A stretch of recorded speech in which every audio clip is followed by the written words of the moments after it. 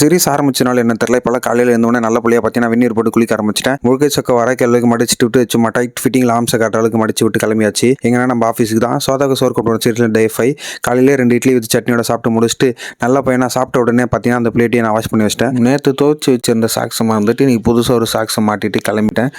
நம்ம ஸ்டாப்பிங்கில் பார்த்தா புளிய மரத்தில் நிறைய புளியங்காய்க்கெல்லாம் இருந்துச்சு. சரி அதில் சிலதை பறிச்சுட்டு நம்மளோட அன்பர்களுக்கு பரிசளிக்கலாம்னு சொல்லிட்டு பேருந்து வந்ததும் பார்த்தீங்கன்னா இதை பண்ணிக்க தொடங்கிட்டேன். முதல் இடைவேளையில் ஆலிக் சாமிக்கிட்ட 2ஆம் உணவு இடைவேளையில் சிக்கன் கூட்டிருந்தாங்க. சிக்கனே சாப்பிட்டு முடிச்சாச்சு. 3ஆம் இடைவேளைக்கு முன்பு பார்த்தீங்கன்னா கருப்பு சுண்டல் கொடுத்துருந்தாங்க. அதையும் நம்ம சாப்பிட்டாச்சு.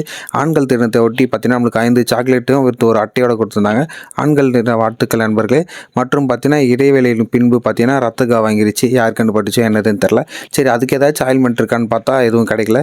சரி கை வலிக்கு தைலம் கிடச்சிது. குட்டி சைஸ் தைலம் பாட்டில் இருந்தாலும் அழகாக இருந்துச்சு. அதுக்கப்புறம் ஈவினிங் பிரேக்கில் பார்த்தீங்கன்னா வாழை மரம் நம்ம ஆஃபீஸில் இருந்திருக்கு. அதுவும் என்ன வாழை மரம் பார்த்தீங்கன்னா செவ்வாழை.